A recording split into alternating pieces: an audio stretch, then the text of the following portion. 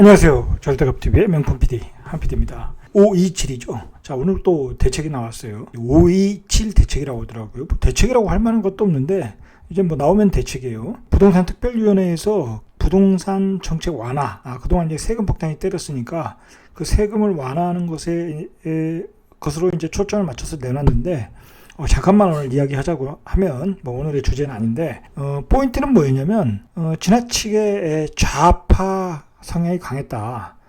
강성 좌파 성향이 강했다. 부동산 정책에 일관됐잖아요. 그 지금까지 정책에.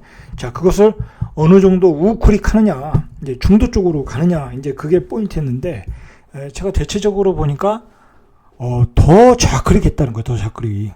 별로 완화한 게 없다라는 거야. 뭐 집을 사는데 LTV 완화하고 뭐 그건 뭐 시장에 대한 어떤 뭐 지지층에 대한 호소니까. 자, 그리고 세금 뭐 6억 구간에서 9억 구간으로 상향해서 세금을 조금 절약해주고 뭐 그거 외에는 없더라. 오히려 임대사업자들에 대한 혜택을 다 제도를 폐지하고, 자, 그리고 매물을 시장에 끌어내기 위한 어떤 그 제도를 만들었고 좌클릭으로 간 성향이 있더라는 거예요. 자, 이거 제가 보기엔 대책이 잘못됐다고 봐요. 저는 분명히 잘못됐다고 봐요.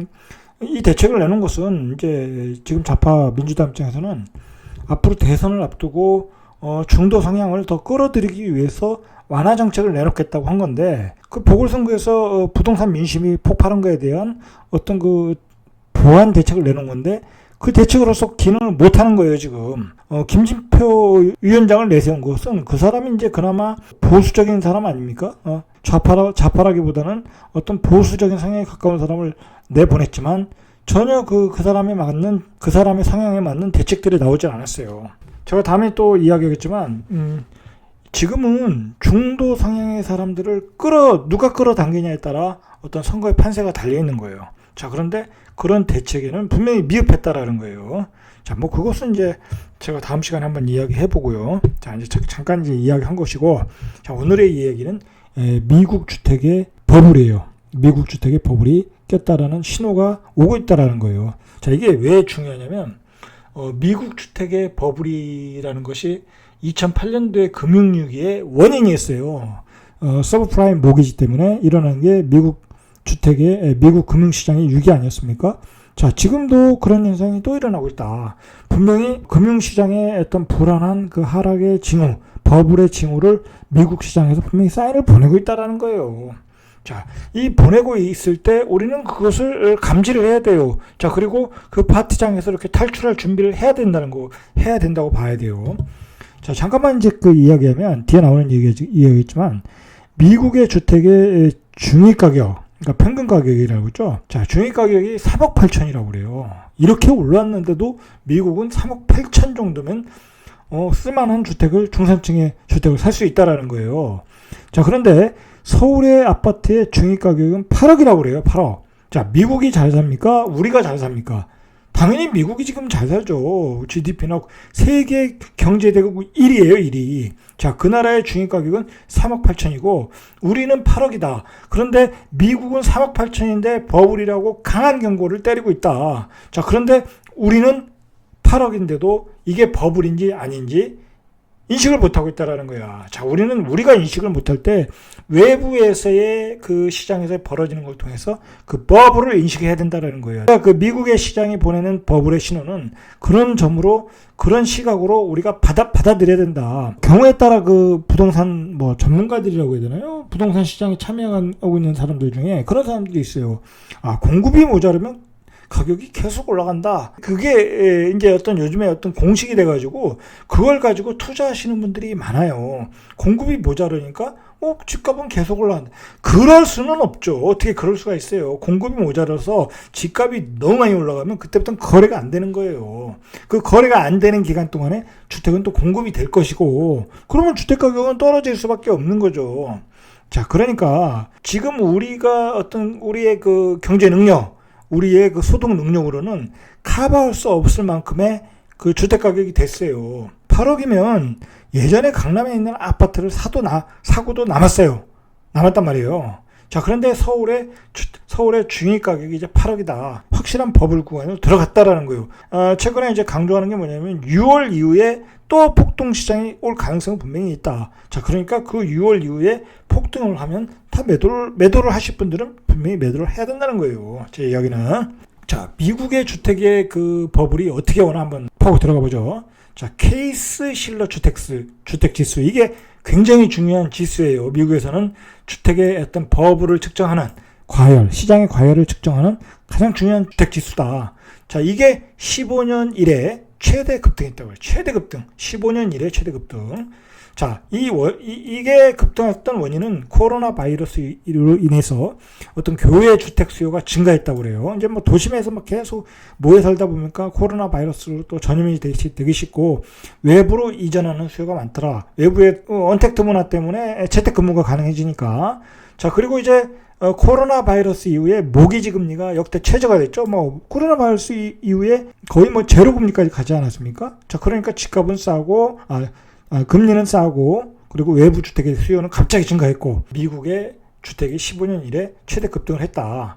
그러니까 수요를 못 따라잡는다는 거죠. 공급이 수요를 못 따라잡았다. 지금도 추가 상승은 불가피하다는 얘기가 있어요. 자, 그래서 인프레발 미국 주택 버블을 경고하고 나오고 있는 거예요.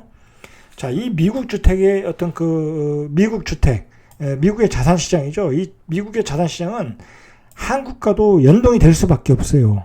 왜냐면 미국의 자산시장을 좌우하는 것은 미국의 연준의 금리예요. 자, 그러면 미국의 인플레가 오고 자산시장의 버블이 오면 미국의 금리를 급격하게 올릴 가능성이 있잖아요. 자, 그러면 우리나라에서 자금이 다 빠져나가겠죠, 외화들이. 자, 그럼 우리나라 시장은 금리를 올릴 수밖에 없어요. 자, 그러면 우리나라 아파트 가격이 급등하는 거는 초저금리의 유동성이 원인이었기 때문에 없어짐으로써 이제 집값이 다시 내려갈 가능성이 많다는 거죠.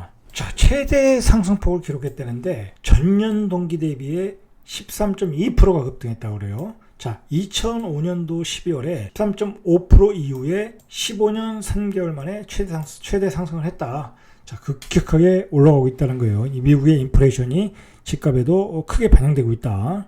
자, 이 케이스 실러 지수라는 건 뭐냐면 두 분의 교수가 만드는 거예요. 칼 케이스의 웨졸리대 교수와 로버트 실러 예일대 교수, 이 두 분이 공동 개발한 미국의 대표적인 주택 가격 지수다라고 보시면 돼요. 자, 2000년 1월을 100으로 놓고 이 지수를 산출을 한다고 그래요. 근데 우리나라 산출 방식과는 다르게 여기서는 그 스탠다드 푸어스와 부동산 전문가들로 구성된 지수위원회가 관리를 맡고 있어서 공신력이 매우 높다고 그래요. 이 케이스 실러 지수. 적인 이 상승세를 탄 것은 지난해 8월 이후라고 해요. 자, 8월 이후에 5.8%, 7%, 8.4%, 9%, 10.3%, 11%, 12%, 13.2%. 자, 이렇게 급격하게 상승을 하고 있다라는 거예요. 엄청나게 상승을 했겠죠. 자, 이것이 2008년 글로벌 금융위기 직전 집값 폭등 당시 수준과 비슷하다라고 하는 거예요. 케이스 실러 지수를 산출하기 시작한 것은 1988년인데, 자, 이후에 역대 최고 오름폭은 2005년 9월, 아까 말했듯이 14.5%, 다음에 13.4%. 자, 그러니까, 자, 일단 뭐, 초저금리 유동성도 있지만, 이 언택트가 교외로 탈출하게 했죠. 이제 복잡한 도심의 아파트를 피해서 넓은 교외주택으로 이주하려는 수요가 폭발했다. 자, 그래서 이제 재택근무가 가능하니까, 자, 이 공급이 수요를 따라가지 못해서 최근 이런 미국 시장의 분위기를 만들어냈다라는 얘기예요. 미국이나 우리나 이 초저금리 유동성이에요. 자, 20년 이제 20일 기준으로, 지난 그 20일 기준으로 30년 만기가 모기지 금리가 3.0%라고 해요. 이게 역사적으로 가장 낮은 수준이다. 그러니까 우리나라는 지금 한 2.5%에도 받을 수 있죠. 자, 그러니까 우리나라는 더 초저금리예요, 지금. 자, 팬데믹 직전인 2019년 3.7%에서 한 0.7%가 떨어졌다라는 거죠. 그러나 이제 미국은 우리보다도 이 주택담보대출 비율 LTV와 총 부채 상환 비율 DTI 규제가 굉장히 완화적이에요, 완화적. 우리나라는 좀 엄격하잖아요. 한 60%, 뭐 경우에 따른 40% 금액에 따라 이렇게 철저하게 규제를 하잖아요. 근데 미국은 LTV 규제라는 게 뭐 한 80%, 뭐 90%까지 가잖아요. 자, 그 미국은 그게 위험한 거예요, 그게. 자, 그래서 2008년 금융위기가 나왔잖아요.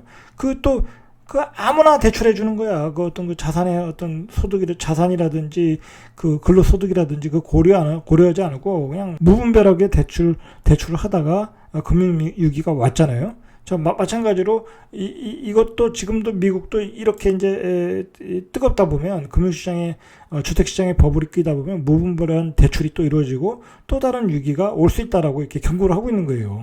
미국의 주택 중위 가격이 미국 중개인 협회 NAR에 따르면 미국의 중위 가격이 3억 8천 34만 달러 정도.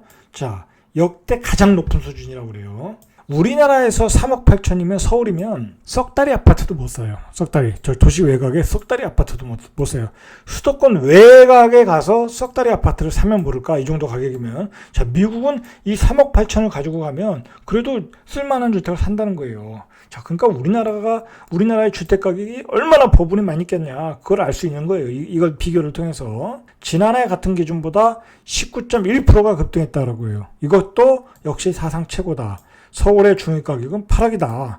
자, 우리는 이렇게 비교를 통해서 서울 아파트 시장이 얼마나 버블이라는 것을 인식해야 돼요. 뭐 전문가들은 뭐 주택이 뭐 또 오른다, 뭐 또 공급이 모자라니까 몇 년도까지 오른다, 뭐 그렇게 얘기를 하는데, 어느 정도 여기서 또 가격이 오르면 거래가 안 돼요. 또 순간적으로 딱 거래되고 거래가 끊기게 되는 거예요. 버블 구간에 들어가게 되는 거예요.